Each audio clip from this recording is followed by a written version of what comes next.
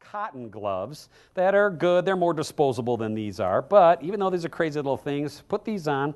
That will allow you to work with the paper both in rolls like this, and of course you're going to use the palm of your hand. That's a lot of perspiration that actually comes from your hand that you don't want to get onto your rolls of paper. And in fact, if you really want to create beautiful works of art for your inkjet, like just this test print here, you really should hang on to these with gloves.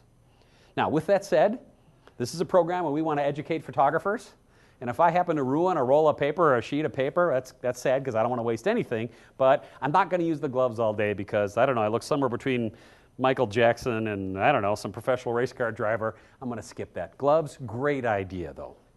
We want to be able to finish our setup procedure for our inkjet printer by doing a couple more tips. You ready? You'll be able to go to the manufacturer's website and download the newest software. Now, you don't know how long ago this printer was made and put into a box and sent to you. The software CD that's in there might have some good utilities on it, and it will have a printer driver, but most often the most recent printer driver is going to be on the manufacturer's website. So you know what? I don't even bother with the install CD from an inkjet printer. I don't. I'll literally open it up, go through the quick start guide to make sure that I've got everything unpacked the way it needs to be. I'll go right to the manufacturer's website. I'll download the brand newest set of utilities, install those into a PC or a Macintosh, and I'll use that instead of the CD. Because I get everything I need to from the website, and I know it's up to date, or at least as up to date as it can get. And then, when we get that inkjet printer set up, connected through our computer, and fired up, ready to go, and you can see it'll take probably 15, sometimes 20 minutes to go through its first setup. We want to do another series of checks. We want to do a head alignment, and we want to do a nozzle check. Now, I've got this Canon 9500 connected to my Macintosh laptop here, and I want to show you how we're going to do a head alignment. Now, this is Photoshop, CS3, I do believe. Let's start off with basics of controlling color. I've got a file open in Photoshop, CS3. I'll pull up the print window box, and let me zoom in a little bit here. You're going to see something very interesting. First thing we have is how our colors are going to be handled. You've got three choices here. Do you let the printer manage color? Do you let Photoshop manage the color? Or do you click no color management? Now, there was a time when we would tell photographers to use the no color management function, but that is no longer. Photoshop does a great job of handling color that goes to an inkjet printer. So the right decision from Photoshop as well as from Lightroom or Photoshop Elements is that we want Photoshop to handle the colors. Lightroom would say they want Lightroom to handle the colors. Now, when we choose that, we have to then define what those colors are. Well, that's an easy thing to do.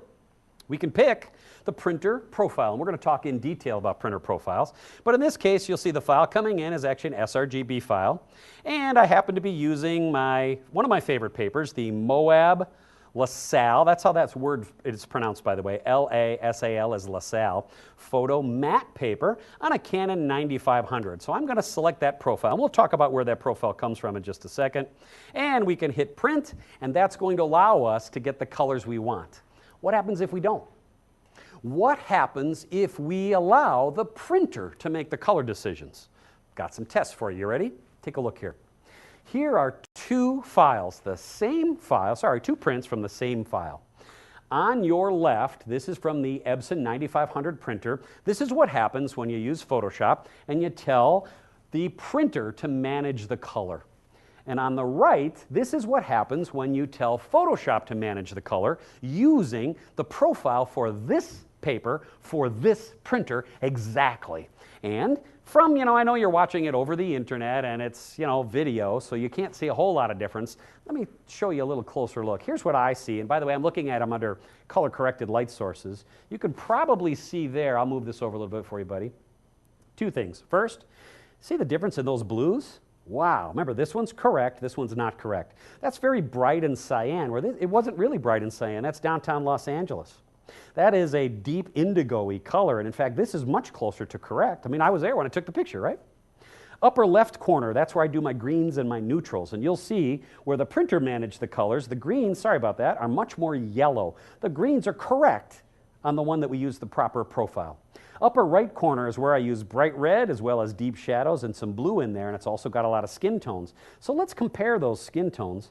Hopefully you can see through your computer monitor there that the properly profiled where Photoshop manages colors. Let's make Photoshop and Lightroom and Photoshop Elements work for us. Let's get them set up. Let's also use the save functions inside those setups so that we can do it over and over again, which is great, right? We get our printer, we get our paper, we get our settings put together so that we can just take an image without having to fiddle around for minutes or even hours trying to get a great looking inkjet print. So we've got all the tools we need. Let me show you how to put them to work for us. Let's start off with Lightroom. Now I'm a kind of a Lightroom fan, and here's some images that I've taken recently in California in Lightroom, and here's the library module. When we go up to the print module here, it says print, we click on that, it takes us over to where we need to be. Now you'll notice up on top here it says, all right, my paper is US letter, which is 8.5/11, my printer is a Canon 9500 version 2. That's great, but we do need to go through the page setup function down here to make sure that we've got our page set up the way it needs to be. So I'll click on that. You'll say, oh, my page attributes window pops up. It says, all right, it caught it, right? Macintosh already knows it's a 9500, already knows that it's US letter paper. By the way, here's one of the funny things about inkjet printing, right? You can choose between US letter and US letter borderless. Well, guess what? Some parts of inkjet printing are really exact sciences. Some parts of inkjet printing are nowhere near exact sciences, right? Getting your printer to behave and print borderless every time you want it to is this close to impossible. Yeah. Some printers and some computers and some software packages will allow you to easily flip back and forth between a bordered print and a borderless print. But there's a couple of steps involved, like we talked about before, where we come out of the camera into the computer.